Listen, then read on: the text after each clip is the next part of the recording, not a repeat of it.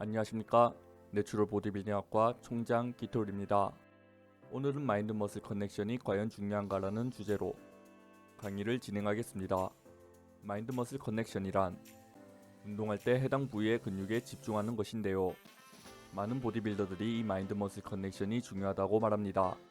하지만 아직 마인드 머슬 커넥션에 대한 연구가 부족하기에 마인드 머슬 커넥션과 관련해서는 많은 논란이 있습니다. 마인드 머슬 커넥션과 반대되는 개념이 외적 집중인데요. 말 그대로 움직임에 집중하는 것을 의미합니다.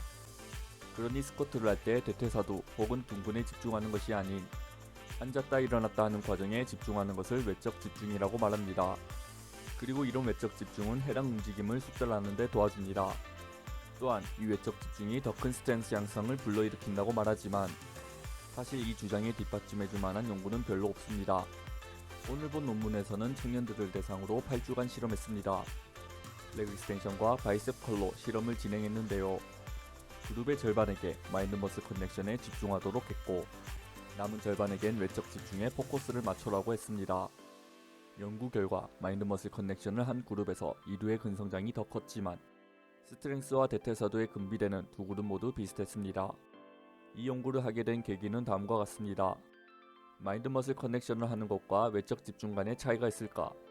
연구진들은 마인드 머슬 커넥션을 한 그룹이 더 큰 근성장을 일으킬 것이라고 가정했으며 외적 집중을 한 그룹은 더 큰 스트렝스 향상이 있을 것이라고 가정했습니다. 총 27명의 피실험자가 있었고 실험하기 전해 전혀 운동을 하지 않았던 사람들로 구성되었습니다. 실험 전후로 초음파로 근육의 두께를 측정했는데요. 이두, 허벅지 중간, 허벅지 측면을 각각 측정했습니다.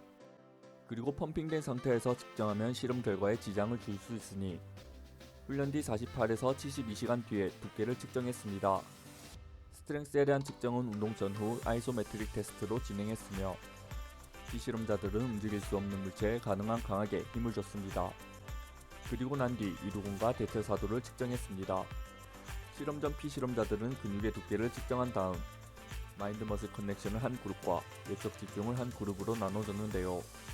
8주 동안 바벨컬과 레그 익스텐션을 주 3회, 8에서 12회를 4세트 동안 10회 지점까지 진행했습니다.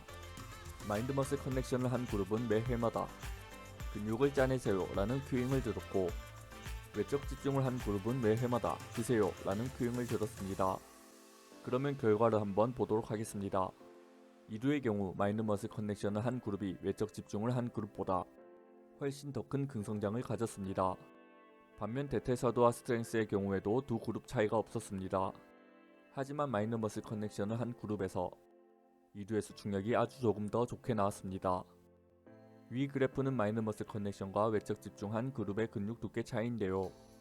왼쪽부터 이두, 대퇴사두의 전면, 대퇴사두의 측면입니다. 다음 그래프는 스트렝스 차이인데요. 보시다시피 마인드 머슬 커넥션을 한 그룹이 이두에서는 더 좋았고 외적 집중을 한 그룹이 대퇴사두의 근력이 더 높았습니다. 그러면 오늘 본 논문을 한번 해석해 보겠습니다. 오늘 본 논문에서 말하는 것은 결국 근육 부위에 따라 다르다 일 것입니다.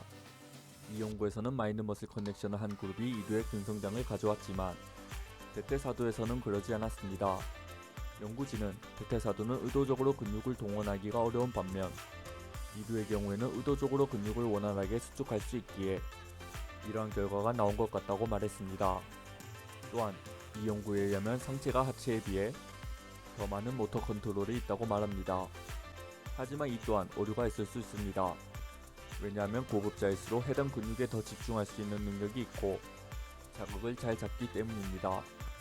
그러니 고급자는 대퇴사두에 대한 더 마인드 머슬 커넥션을 할 수 있을 것이고 피실험자들이 만약 고급자라면 연구의 결과가 달라질 수 있다는 점입니다. 오늘 본 연구에서 진행한 이두 운동에서도 한계점이 있습니다. 바로 더 이상 들어올리지 못할 때까지 진행한 점입니다.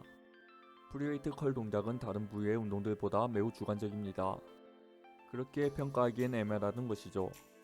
벤치프레스의 경우 가슴을 달고 락아웃이 되어야 하며 엉덩이가 벤치에 닿아 있어야 한다는 객관적인 평가가 있습니다. 반면 프리웨이트 컬 동작은 기준이 애매합니다. 스트렝스와 관련해서도 한계점이 있습니다. 먼저 운동 종목이 마인드 머슬 커넥션에 더 유리한 쪽으로 치우쳐져 있습니다. 이두컬과 레그 익스텐션이 둘 다 단일 관절 운동이기에 폭발적으로 들어올리기보다는 마인드머슬 커넥션에 유리했습니다. 그러니 스쿼트는 폭발적으로 일어난다는 게 이해는 되지만 레그 익스텐션을 폭발적으로 한다는 건 이해가 안 된다는 말이죠. 스트렝스와 관련해 두 번째 한계점은 외적 집중을 한 그룹에게 적절한 큐잉이 아니었다는 것입니다. 외적 집중을 한 그룹에게 지시한 것은 들어라 였습니다. 하지만 이는 폭발적으로 움직임을 일으키기엔 좋은 큐잉이 아니라고 생각합니다. 움직임에 집중하며 들어야 하는 것이지만 듣기에 따라 마음대로 들어라 라고 볼 수 있기 때문입니다. 세 번째는 스트렝스에 관한 테스트를 아이소메트릭 테스트로 진행한 것입니다. 아이소메트릭 테스트는 잠재적인 효과를 입증하지 못합니다. 왜냐하면 아이소메트릭 테스트는 운동 테크닉을 습득하는 데 도와주도록 만들어진 것이기 때문입니다. 연구에서는 훈련이 아이소메트릭 스트렝스로 진행된 것이 아니기에 외적 집중이 크게 도움되지 않았을 것입니다. 그리고 마인드머슬 커넥션보다 외적 집중이 조금 더 효율적이라는 논문들이 더 많습니다. 그러면 오늘의 강의를 요약하겠습니다. 첫 번째, 싱글 조인트 운동엔 마인드머슬 커넥션에 집중하는 것이 더 효율적이다. 두 번째, 덤벨 벤치 프레스처럼 특정 부위에 집중하는 멀티 조인트 운동도 마인드머슬 커넥션을 적용시켜 훈련하는 것도 좋다. 세 번째, 벤치, 데드, 스쿼트 등 컴파운드 운동에서는 들어올리는 것에 집중하는 외적 집중이 더 유리할 것으로 보인다. 실제로 컴파운드 운동에서 마인드머슬 커넥션은 근육 활성화에 도움을 주지 않는다고 말한다. 네 번째, 하지만 결국엔 마인드머슬 커넥션과 외적 집중 둘 다 해주는 것이 좋다. 오늘의 강의가 유익하셨다면 좋아요, 구독, 알람 설정 부탁드립니다.